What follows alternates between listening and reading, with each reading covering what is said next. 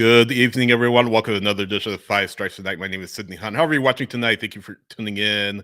Thursday, April 21st, 2022. Busy week for Atlanta United already as they took on Chattanooga FC last night in Kennesaw at Fifth Third Bank Stadium. 6-0 win, of course, against the team from right up I-85. Familiar opponent to Atlanta United, of course, having played a friendly against them in 2017, their first ever real match, so to speak, and then a couple of years later playing another friendly against them. So familiar felt for Atlanta United, and they had no trouble beating Chattanooga FC at Fifth Third Bank Stadium in Kennesaw. They take on now Nashville SC in the round of 2032, May 10th, Tuesday night, May 10th, at Geodis Park in Nashville, their new ground in Music City. It'll be a tough matchup for Atlanta United, of course, and we'll dig into that um, as the weeks get closer. But tonight we're here to talk about, a return to US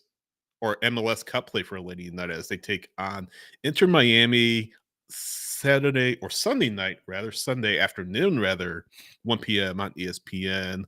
Inter Miami winning their last two matches in MLS play. They're on a three-match winning streak across all competitions, including a win against the Miami FC in the U.S. Open Cup a couple of nights ago.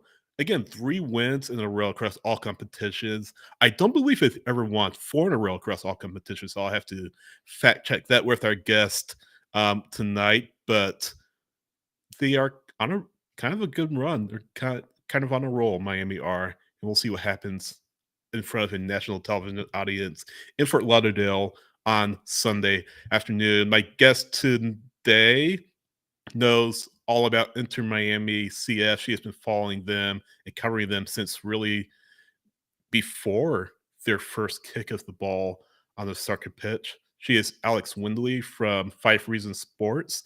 Alex, good evening. Thanks for coming on. How are you? I'm good. I'm good. How are you? I'm doing well. Thank you very much. We were just talking about the weather in Miami before we came on. So hopefully, maybe there are some people making a trip down to Atlanta. They have a chance to enjoy some nice Florida weather when they're down there. Yeah, hopefully, it can be a little crazy. It'll rain 1 second and then, be completely sunny the next. So hopefully the weather behaves a bit Yeah, that way on exactly. Sunday. Exactly. Definitely. Definitely. Yeah, let's talk about Inter Miami, as I mentioned, on the 3 match winning streak across all competitions. And like I said, it doesn't look like they've won 4 in a row across all competitions. Correct me if I'm wrong. But of course, getting that win against Miami FC the other night, US Open Cup play, and then beating New England and Seattle. Now, New England, of course, have struggled, but they are the Supporters Shield holders right now. So you still have to really take them seriously and really respect what Bruce Arena has done up there and their talent. And then Seattle Sounders going into Seattle, which is traditionally a very tough place to play. It means the Seattle Sounders, the last 2 matches in MLS play. You wrote something a few weeks ago about Inter Miami's tendency to be a little bit passive in their play. Over the last few weeks, over the last few matches, what have you seen? What has changed for them? Honestly, just I don't want to be that person, but Gonzalo Higuain hasn't been playing the last couple of games due to injury, and it's unfortunate because he is Miami's DP, and you want your DPS on the field. But because of that, Phil Neville has been able to play this, more of a counter-attacking style with the front trio of Robbie Robinson, Leonardo Campana, who's been on an absolute tear, and Ariel Lassiter. All three of them are very quick, they're smart. They're a bit more physical than Higuain, even though Higuain is a very good passer. Still has that quality at times. That front trio, they're just able to go and run and get in behind a lot of these teams. And since the New England match, I think we've seen that. They've tweaked their tactics a bit to sort of suit the players that they have. They switched to a 4-3-3 after experimenting with that back three. Like I said, the counterattacking style has suited them, and I will say that kudos to Neville for recognizing this. The first couple of games of the season, it was passive. They would show up in a back five, back three, sit in a low block, try to force teams to pull them out of shape, and then offensively they would fall flat. But with this 4-3-3, you can still play a bit. defensively compact, but they're a bit more open in attacking wise instead of just sitting back and trying to uh, play with a bit more possession and tear through teams like that. So Right. I think it's Gonzalo maybe not playing in the 4-3-3 switch, which has helped Miami just sort of get a hold of things. Hit teams on the counter and then sit back and defend well and try to keep those clean sheets. Yeah. Any indication on a return for Iguain to the lineup? By the way. He won't be starting on Sunday. Phil Neville had confirmed that post Miami FC game. He did tell us that Campana he's a starter going forward. He likes Campana a lot. Higuain is dealing with a knee injury. We don't know how serious it is, but the fact that Leo Campana is starting again suggests that Higuain may not be fully fit. He could be on the bench on Sunday, but I haven't heard anything regarding that. Yeah, yeah. We'll see what happens with him on Sunday against Atlanta United. Now, let's talk a little bit more about Iguain. He came into the league, and there are obviously a lot of expectations for him as that DP. Of course, joining his brother in Miami, but um, maybe compared to other DPs, he hasn't exactly lived up to those expectations. He scored 12 goals last year. Sure, he scored 12 goals, 9 assists. So he had a very strong season last year. But 1 goal, 9 matches in 2020, and then just injuries this season. So what do you make of him, and what are kind of the expectations for him here in year three of the MLS experience for him? Yeah, I mean, he was a phenomenal player in his prime. Generally, he came over with a bunch of accolades. You can't deny his impact in Italy, specifically with Napoli and Juventus. He was a class player on his day, but his MLS tenure has is just not gone to plan. And even from watching other league games, that the league has been evolving. These older DPs that could bring in bodies and seats, but they're not necessarily good products on the field. Blaise Matuidi was one of them. Yeah. Inter Miami, I believe they bought him out of the roster.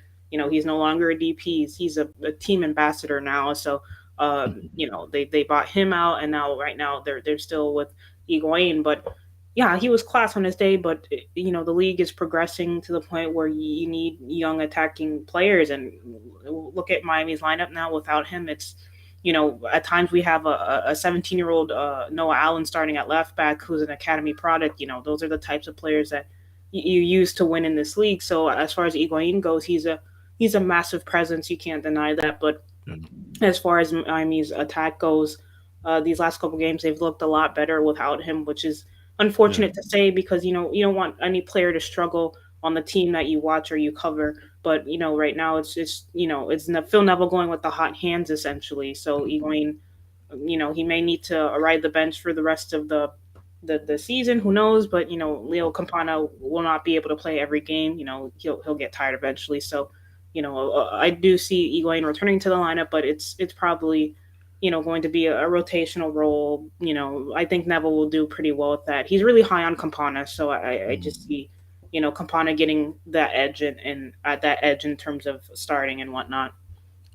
Yeah, Campana, of course, scoring in the Open Cup against Miami FC. When, if and when, or when Iguain does return to the lineup, you mentioned Neville kind of ready the hot hand and how the offense has looked better without him. With him being injured, how confident are you that you know he'll be able to adapt to, I guess, kind of the changes, the tactical shifts that Phil Neville has put in that have had them or made them hit kind of this run of success that are on right now. I think Neville has said that the team does defer to Egoin a lot. He's arguably their most recognized player on the field, so of course Yeah. they're going to defer to him a lot. So I do think that when Egoin returns, it'll be noticeable. I genuinely think so because Egoin he's a guy that demands the ball, especially as he's gotten older. He doesn't have that pace anymore, so he tends to drop back and withdraw a little bit. So he plays almost like a 10, and when you have a player like that on the field, of course you're going to defer to him a lot, and when you do that, it slows the attack down, and like I said before, when Egon's on the field, you're not able to play that counter-attacking style, but when he's on, it's more slow, measured, short passes into the teammates, which the opposition can pick off really well and then counter themselves. So I do think that's Neville's challenge. Basically, you have DP, a well-known DP, and the hot hand of Leo Campana, who's Ecuadorian. He does want to play in the World Cup, so of course he's not going to want to go back to the bench and sit and not play for maybe an older DP who's not in the best form right now. So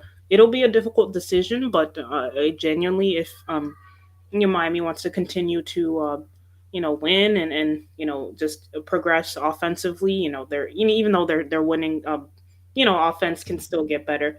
It'll be difficult for Neville. I know I talk about this with my colleagues all the time. It'll just be it'll be a difficult decision, but Yeah. MLS is a league where you just got to stick with the quicker, younger options. Yeah. And Campana, of course, signed to Wolves, running on loan prior to the season. I, I guess, of course, he said just a terrific start to the season, as we've kind of addressed already.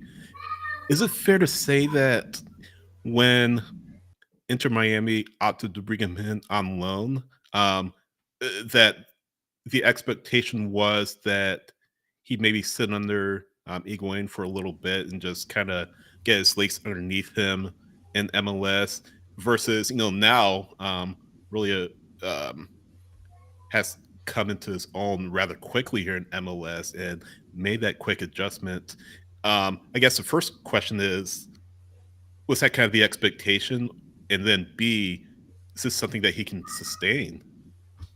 Yeah, I think with Leo, coming to Inter Miami, he wasn't really tearing it up in any of the leagues he was loaned to. Yeah. He was bought by Wolves, and then he was sent out to loan in Switzerland and I think another league.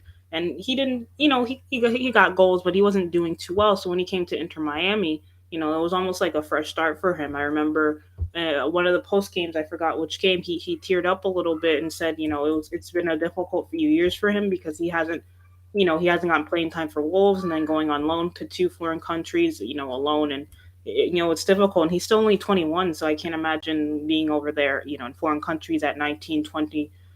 Even though I'm still young myself, I can't imagine that. So for Leo to come over to Inter Miami and tear it up like this, initially I think we all thought that okay, he'll be a bench player that comes on for Iguain when he's not able to do so, but looking at these last couple games, he's starter material, and he really enjoys Miami, Leo, and he does have family down here, so it's more comfortable for him. And I do believe when a player's comfortable off the pitch, Yeah.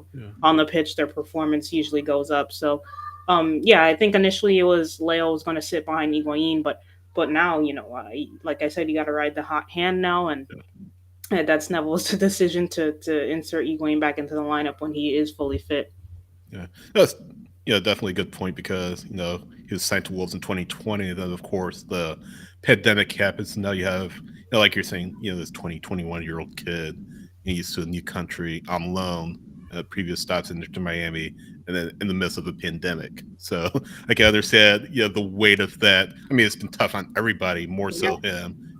Being professional soccer players. So kudos to him for making that quick adjustment to MLS and really affected the team almost from the jump here with Inter Miami and MLS.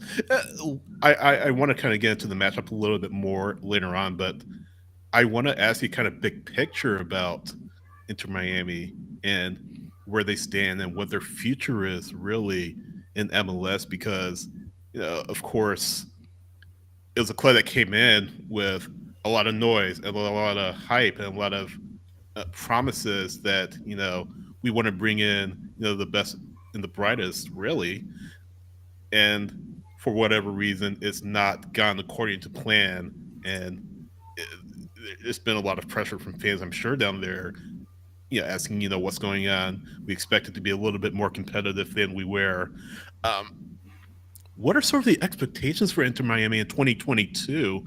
Granted, they're hoping to put it together, especially with this um, recent winning streak that they're on. But what are kind of the big picture expectations for this club? And is the vision going to have to be, okay, let's not shift so much on maybe the big names that want to come over from Europe to play in MLS for the last portion of their career. Let's instead focus on maybe young players with promise, like a Leo Campana, and focus our attention on that and build around that. What are your thoughts on that? Yeah, Miami came into the league with a lot of hype, expectation, and Mm, admittedly, a lot of people thought they would be better than they were. The club has ambitious owners. Jorge Mas, David Beckham is there. They want it to be a global brand, but due to the pandemic and maybe some sporting issues, the Paul McDonough thing, the sanctions. I believe mm, Paul McDonough was Atlanta's sporting director at one point yeah, too. So yeah, he constructed that 2018 winning roster. So of course, bringing him in was a no brainer for Inter Miami. But yeah. unfortunately, yeah, Came it back didn't here. go. Yeah, he Yeah, came back here, and then after the allegations came out, after the news came out, essentially forced his move away from the club again. yeah, and yeah, it's unfortunate. So Miami is dealing with the sanctions, but they brought in Chris Henderson, who did a really good job at cleaning up some of these contracts that were a bit too much. Leandro Gonzalez Perez, another ex Atlanta player, he was moved on to River Plate, who's doing well over there. Rodolfo Pizarro, he was loaned out, so they got rid of all these higher earner guys that maybe weren't playing as well.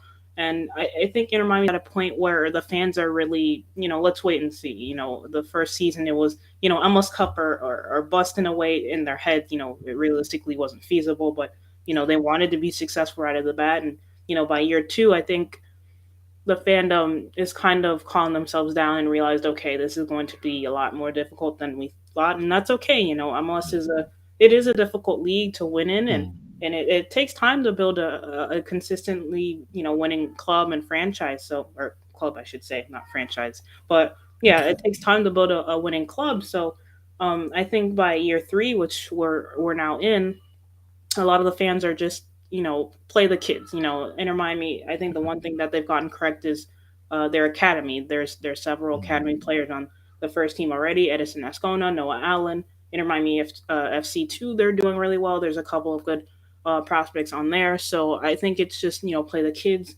Build the foundations for the future. Ride out the sanctions. Be as competitive as we can. And then mm, when 2024 comes, 2024 of the year, they'll be sanction free. They can, seriously start thinking about pushing for trophies and MLS Cup and whatnot. So yeah, it's just it's been crazy, especially with the stadium and mm, everything. But this fan base has been waiting for this team for a long time, and I don't think they're going to be going anywhere, even with all the controversy surrounding yeah. the club. Yeah, I did want to ask you about the stadium. I mean, we Yeah, kind of joke about Inter Miami playing in Fort Lauderdale, but uh, seems like from what I've seen, what I've read, it always takes a while for things to really come together down there for a real estate standpoint because you got all kinds of red tape to cut through yeah. politically and really environmentally too. But I mean, what's kind of the latest coming up from there? I mean, are things still kind of on track for them to move to Miami within the next couple of years, or from what you're saying, are you anticipating kind of a delay in that regard? Yeah, I think well the final vote for the stadium is April 28th, so next week. I believe Jorge Mas said if they get the votes to go get the go ahead to go and redo that entire area, they want to have shovels in the ground by the end of this year. So that's pretty soon, which is crazy. Yeah, But they still have to go through all the political things and whatnot. I don't know if you saw Billy Corbin dropped a video yeah. about Miami Freedom Park, and the club just posted a rebuttal about an hour and a half ago.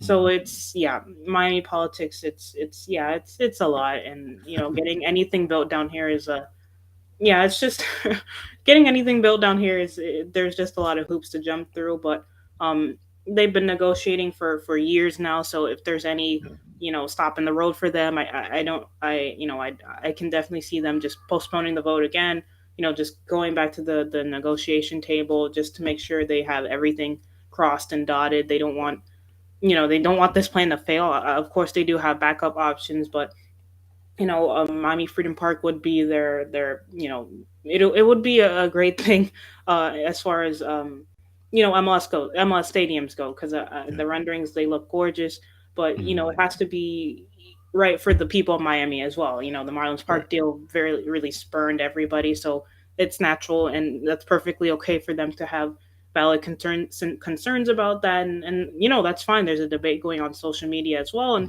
Mm, I understand that because it's Marlins Park is yeah, there's just that's just a stain on in South Florida. Really, they tore down the Orange Bowl for that, and the money was yeah. publicly funded, so it was just a mess. But yeah, it's been difficult, and hopefully they can get it through. But if not, they do have backup options, but it Yeah. won't be as big or glamorous as Miami Freedom Park. But they do have backup options. Right. I mean, despite that, despite them, playing in Fort Lauderdale, and as you know, the distance between Miami and Fort Lauderdale is very, very vast. South Florida is very vast, but it seems like, from what I've seen, they've drawn a really strong core of fans to their matches, though. Yeah, and it's all La Familia. Like a lot of these guys were there when the fusion folded. They were there Mm, in 2009 when Barcelona wanted to do this MLS deal.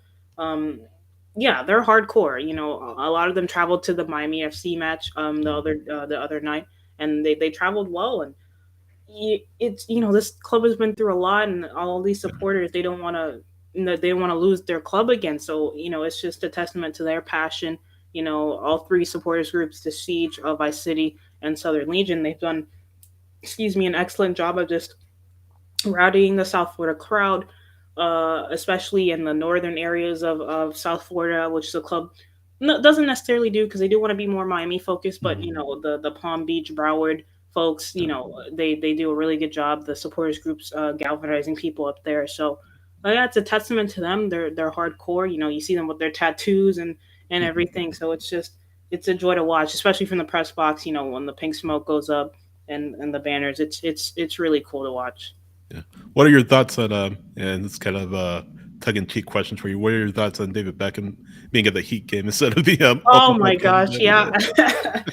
Honestly, I don't know. I think he was there with his family, and Yeah, that's fair to him. Family comes first, but yeah, you know, luckily Inter Miami's through the next round, and he'll definitely right. probably be at the game against South Georgia Tormenta. So, Mm, yeah, the Heat are a big thing down here. So, yeah, yeah, it's a difficult question, but honestly, like it was a family thing for him.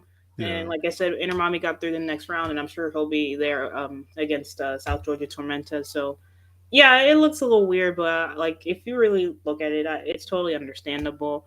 I didn't even notice he was there. Like like he wasn't there. right, Chris Henderson was there, so that's a good thing. It would be weird if Chris Henderson went to the Heat game and didn't show up to right. to um Yeah, to Miami's game. So yeah, it is weird. The PR definitely looks weird, but I yeah, understand why you did it. yeah, yeah.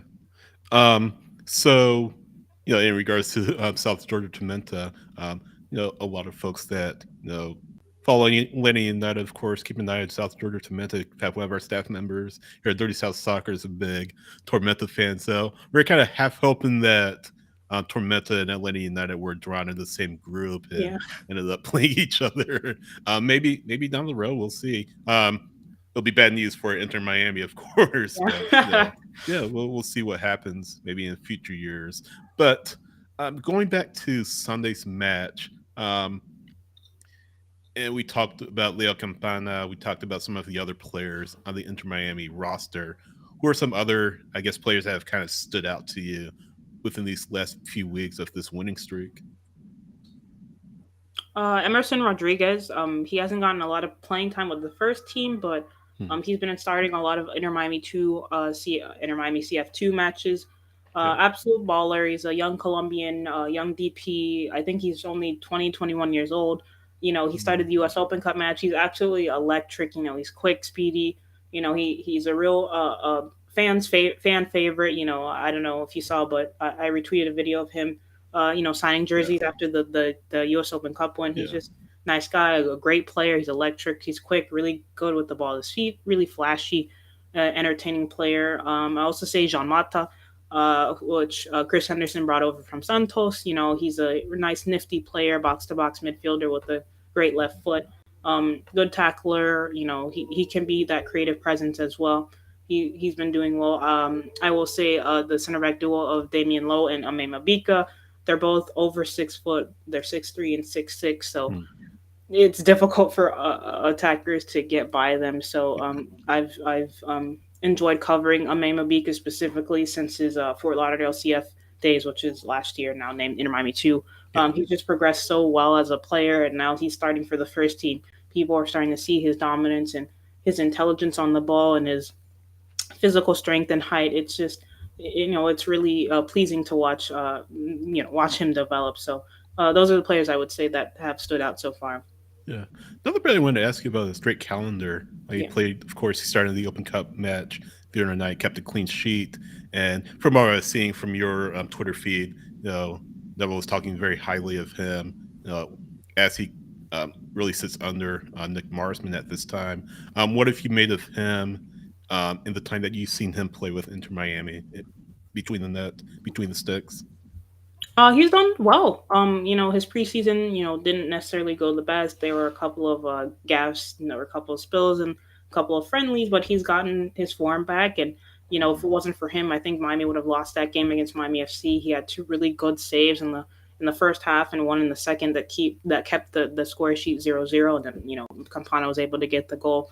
So he's been developing well as well, and it's impressive because he's sitting under two keepers, really, Nick Marsman and Clement Diop, who are Hmm. also very good keepers. Very, all three of them could realistically be starters. Yeah. So I think that arguably that's probably Miami's strongest position wise is goalkeeper right now. All three of them could, start games comfortably and help Miami get the win. So yeah, I'm super pleased to see Drake Callender progressing that way. He's a great player, great guy. We talked to him post match after the Miami FC game, and he's just a standout character. Yeah, it's good to hear him really finding his place on the roster. You mentioned Marsman, you mentioned Clement Diop, who has plenty of time in the West as well. So good to hear that he has come into his own and seeing some success with Inter Miami. Robbie Robinson is a player that we haven't talked about. How's Robbie Robinson doing? I know he's had a couple of rough spells of form during his career at Inter Miami. What are kind of the what does his trajectory look like, and has it been in line with what you've expected, what others covering the team has expected since he came into MLS, since he was drafted in? Yeah, he's improved a lot lately. I think, especially this year. I think it's, he's finally made the jump into impact player for Miami. I think Mm. when he's not starting, Miami lose a lot. He's a threat in behind. He's strong. He's really good on the ball. So when he's not starting, Miami lose a lot of that, and he's finally progressing into the player that Miami, drafted him as. He's initially a center forward, but I think they've converted him into a bit of a more out and out winger now, and that seems to suit his playing style. He's quick and he wants to get by his defender a lot. So yeah, he's been progressing well.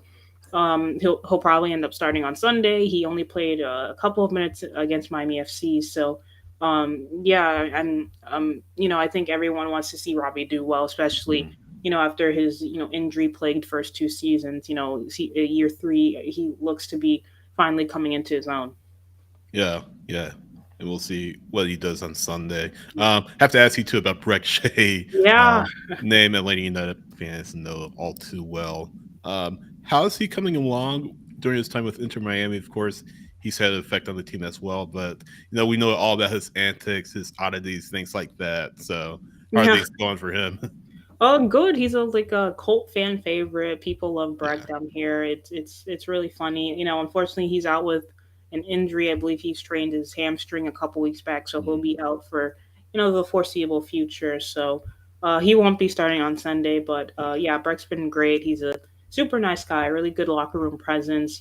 His tattoos are cool. He's just an all around just the most South Florida guy who's not from South Florida. So it's really funny to see him just kind of be Breck, Yeah. and it's just funny, really. Yeah, he's definitely a character for sure. Breck Yeah. Shea, definitely a character. We saw a little bit of that when he was with Atlanta. Um, then Leandro Gonzalez Perez, who of course has been with Inter Miami the past few years, but loaned, of course, to River Plate. Uh, does it sound like for him it's going to be a permanent move down there to Argentina? Well, honestly, it he's on there on a 2 year loan, so he won't be back Hmm. at the end of this season. He'll be back at the end of next season. So by that point, Miami's sanctions will be done, and maybe um he could return, but I would think that they would want a bit more return on their investment on him. Maybe they'll let him go. Maybe Leo wants to come back to MLS. We don't know. It just entirely depends. Also, anything could happen. Maybe Neville's not the coach anymore. It just depends on who's coaching. If Neville's still here, if Leo wants to come back, it all depends. But yeah, he's been doing really okay for River Plate. He's been starting a lot. So yeah, Leo was fun to watch when he was here. He's a bit of a yellow card ish problem, but yeah, yeah. Hasn't changed since his time in Atlanta. No, it was sometimes to the detriment to the team. Honestly, there will be times where, like last season specifically, the team would be down a couple center backs, and then he gets another yellow. So we have to the club needed to start like a fullback at as center back, and it was just really disastrous. But yeah, he's a good character, good guy. I enjoyed speaking with him, but yeah, it really remains to be seen if the club brings him back. But maybe, but I really wouldn't count on it. Yeah, yeah. Like I said, hasn't really changed what you were talking about from his time in Atlanta. Let's think about the 2019 U.S. Open Cup when he got two yellow cards in pretty short order, Oh, um, with Atlanta up 2-1, trying to win against Miami, or not Miami, Minnesota, having to play the remainder of the match of yeah. with 10 men. So definitely, definitely understand where you're coming from for LGP, but it's a lot of fun. We really enjoyed having him in Atlanta. Mm. Um, before I let you go, and I ask all of my guests this, scoreline prediction for Sunday. What are your thoughts? Uh, I don't know. I think it'll be a 1 o'clock game, so it'll be pretty hot. It wouldn't shock me if Mm, it's a 0-0 draw or a 1-1 draw. mm, Both teams, getting a goal and just kind of running out of gas by the end of the game and just maybe not pushing as much. Yeah, Atlanta's still a very good side, and I know Miami's been doing well, but they do have a lot of good players, and I don't want to underestimate them. So it could be possible that Atlanta wins, but I'll say it'll be either a 0-0 draw or 1-1 draw. I think that the Heat will just be a killer, and yeah, it'll kind of just sputter on until just they're gonna decide to share points. So I think it'll yeah, be a draw. yeah, yeah.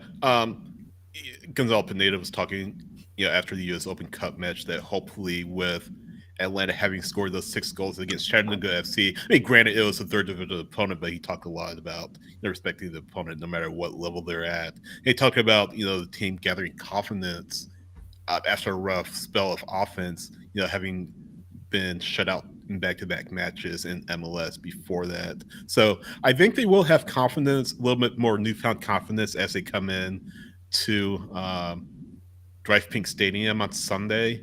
That being said, the weather, the elements that you just mentioned probably will make it a little bit of a slog. So, I mean, that being said, I could definitely see a 1-0 for Atlanta United Yeah, with them probably nicking a late goal, either a late or early goal to set the tone, and then just having to sweat out, no pun intended, the result yeah.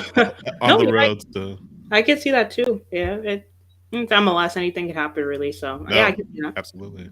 Absolutely. Well, Alex, thanks a lot. Really appreciate you coming on, and let us know how we can follow you, where we can find you on social media and on the web. Yes, you can find me at AAW_1998 on Twitter, at the Heron Outlet, at the Heron Outlet on Twitter as well, and Mhm. Instagram. Yeah, you'll see me, writing an analysis opinion about Air Miami, covering the news, whatnot. Yeah, I'll be there covering the Atlanta United game at Drive Pink, so it should be a really joyous occasion on Sunday, and Mhm. it should be a great game. Awesome. Alex Windley joining us live from South Florida. Alex, thanks again, and hopefully we'll talk to you soon. Thank you so much. Thanks for coming on. Again, Alex Windley joined us from South Florida, like I said. on Five Strikes Tonight. Really enjoyed our conversation with her tonight, and we'll see how things play out on Sunday against Inter Miami. Again, a few hours before we came on, it was announced that Lady United would take on Nashville SC in the fourth round of the U.S. Open Cup, or I guess a round of 32 is being called. May 10th, 8 p.m. Eastern Time kickoff, 7 p.m. Central Time kickoff from Geodis Park in Nashville, the new ground for Nashville SC.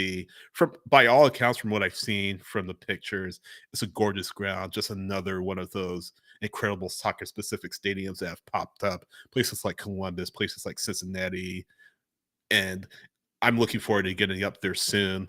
Hopefully, we'll be covering the match, the MLS match, toward the end of next month. Not the U.S. Open Cup match, but the MLS match between the two sides later on in May, and I can't wait to see the stadium. It looks gorgeous, like I said, and I know a lot of Atlanta United fans will be making the trip up to Music City late next month for the MLS match between the two sides. Maybe not necessarily the U.S. Open Cup match with it being on a weekday, but yeah, that should be a very well attended match on May 21st. I have to double check here.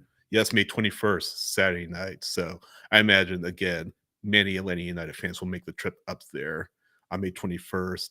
But again, May 10th against Nashville SC in the round of 32 of the U.S. Open Cup at Geodis Park, the new Geodis Park in Music City. That does it for me for Five Strikes Tonight. Thanks a lot, as always, for watching. You can follow me at SHWrites on Twitter, SHWRITS, and for the latest Atlanta United news, analysis, and opinion, you know where to go, DirtySouthSoccer.com. SB Nation's home for all things Atlanta United. My name is Sidney Hunt. Thanks again for tuning in tonight. We'll see you next week, hopefully, for another edition of Five Strikes Tonight. So long.